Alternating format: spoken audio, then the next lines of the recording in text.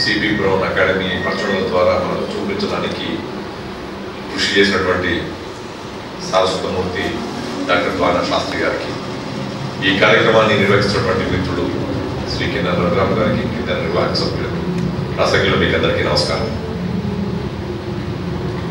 దాశరథి గురించి అధ్యక్షోపన్యాసంలో ఒక హర్యక్ష సామ్యంతో ఉండేటువంటి ఉపన్యాసాన్ని అందించారు డాక్టర్ లాలవల్లి కవిత కోసం. దాశరథి గారి గురించి ఎన్నిసార్లు చెప్పుకున్నా, ఎంత ఎక్కువ చెప్పుకున్నా తక్కువే అనేటువంటి భావం కలుగుతూ ఉంటుంది. దానికి తోడు ఇప్పుడే డాక్టర్ పాలకుర్తి మధుసూదనరావు గారు ఆయన కవి సమ్మేళనంలో కూర్చొని కవి సమ్మేళనం నిర్వహిస్తున్నప్పుడు ఎలా ఉండేవారనేటువంటిది మన కళ్ళకు కట్టినట్టుగా చెప్పిన తర్వాత మనందరి మనసులో ఇప్పుడు దాశరథి గారు ఉన్నారు. తైలం లేకుండా వెలిగేటి దీపం,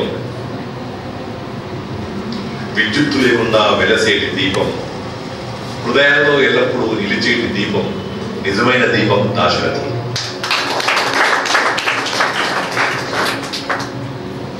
దాశరథి గారి గురించి ఎంతో మంది సాహితీమూర్తులు వ్యాసాలు రాశారు, గ్రంథాలు రాశారు. ఇటీవలే మా చిన్నాన్న గారు కూడా కేంద్ర సాహిత్య అకాడమీ కోసం అని చెప్పని దాశరథి గారి మీద ఒక గ్రంథం రాశారు. ఇటీవలే ప్రభాకర్ కూడా, మిత్రుడు ప్రభాకర్ దాశరథి గారి యొక్క సభను నిర్వహిస్తూ శిక్షణ దినాంత భాషల్లో పాటల పుస్తకాన్ని బయటకు తీసుకొచ్చారు. ఎవరికి తోచిన రీతిలో వారు దాశరథి గారిని స్మరిస్తూ, దాశరథి గారిని గుర్తు చేసుకోవడమే కాకుండా దాశరథి గారిని పదిలంగా ఉంచుకుంటూ భావితరాల వారికి అందించడం కోసం చెప్పని చేసేటువంటి ప్రయత్నాలు ఎప్పటికప్పుడు చేస్తూనే ఉన్నారు. ఈనాటి సభలో డాక్టర్ ఎంఎల్ నరసింహారావు గారు కూడా రావాల్సి ఉంటుంది అనుకుంటాను. ఆయన బహుశా ఆరోగ్యం ఎలా ఉందో, పెద్దవారు 80-83 ఏళ్ళ వారు వారికి చాలా గొప్ప మిత్రులు. ఎవరు ఏ రకంగా వారిని మర్చిపోయినా మర్చిపోకుండా శిక్షణ దినాంత భాష నిలయం మాత్రం ప్రతి సంవత్సరం దాశరథి గారి పేరిట ఒక కార్యక్రమాన్ని నిర్వహించి వారి పేరిట ఒక పురస్కారాన్ని సృష్టింపజేయడానికి అన్నట్టుగా దాశరథి అంటే శ్రీ వైష్ణవ సంప్రదాయానికి సంబంధించినటువంటి వాడు దాశరథి ఈయన శ్రీరామచంద్రుడు అనేటువంటి అభిప్రాయంతో అర్థం అందించాడు. దాశరథిలో దా అనేటువంటి పదాన్ని, అక్షరాన్ని తీసేస్తే శరథి అవుతుంది. శరథి అంటే సముద్రం.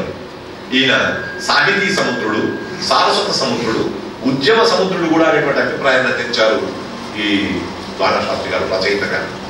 ఆయన మీద ఉండేటువంటి అభిమానంతో ఆయనలో ఎంత శృంగార భావం ఉందో అంత అంగారం కూడా ప్రదర్శించినటువంటి వాడు. కాబట్టి ఉద్యమము అనేటువంటిది ఆ ఊపిరిగా పుచ్చుకున్నటువంటి వాడు మహానుభావుడు దాశరథి గారు.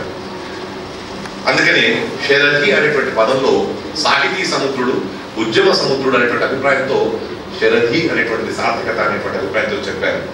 అందులో షా అనేటువంటి అక్షరాన్ని తీసేస్తే రథి అనేటువంటిది ఉంది. అతిరథుడు, మహారథుడు, సారథుడు అనేటువంటి అభిప్రాయం ఉంది. కాబట్టి రథి అనేటువంటిది తాను ఎన్నుకున్నటువంటి మనోరథం ఏదైతే ఉందో దాన్ని కొనసాగించడానికి, దాంట్లో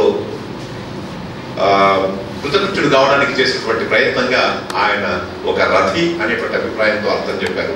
ఆ రా అనే పదం కూడా తీసేస్తే ధీ అనేటువంటి పదం, దానికి నేను వేరే చెప్పాల్సక్కర్లేదు, ధీశాలి.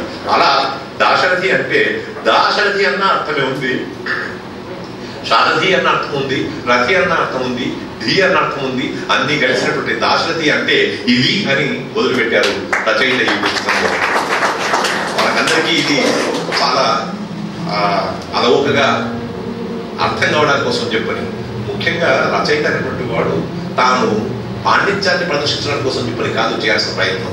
అవతలి వాడు సహృదయమైనటువంటి వాడుగా భావించి అర్థమయ్యేటువంటి రీతిలో వారికి ప్రకటింపజేసేటువంటి రీతిలో రాసేటువంటి రచయితలే చాలా ఎక్కువగా మన్నన పొందుతారు. కాబట్టి దాశరథి అంటే అనేటువంటి ఒక చాప్టర్ని, ఒక అధ్యాయాన్ని ప్రారంభించి అందులో దీంతో ప్రారంభించినటువంటి దాంట్లో మరొక విశేషం గొప్పగా చెప్పినటువంటిది ఏంటంటే దాశరథి కృష్ణమాచార్యులు వారి పేరు. దాశరథి కృష్ణమాచార్యులు అనేటువంటి పేరులో రాముడున్నాడు, కృష్ణుడున్నాడు. కానీ కాలక్రమేణా ఆయనలో ఉండేటువంటి కృష్ణమాచార్యులు అనేటువంటి పేరు మరుగున పడిపోయేసేసి దాశరథి గారి ఎక్కువగా ప్రసిద్ధి పొందినాడు. ఎందుకంటే కృష్ణుడి లక్షణాలు లేవు కానీ శ్రీరామచంద్రుడి యొక్క స్వభావమే ఎక్కువగా ఉంది కనుక అనేటువంటి విషయాన్ని చెప్పారు మన ద్వానా శాస్త్రి గారు.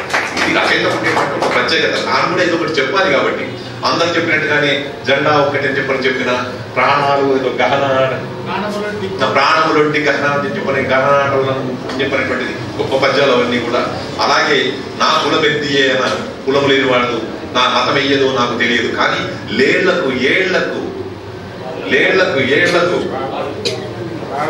రాళ్లకు ఏది కులమో అదే నా కులము అని చెప్పినటువంటి ఆ పద్యంలో కూడా అంత అందమైనటువంటి పదాలు ఎలా పడ్డాయో. లేళ్లకు ఏళ్లకు రాళ్లకే ఏది కులమో అదే నా కులం అన్నాడు. ఇప్పుడు దీంతో పాటు ఆయన కులం ఏమిటో మనకు అందరికీ అర్థమైపోయింది. వాటికి లేదు కాబట్టి నాకు లేదనేటువంటి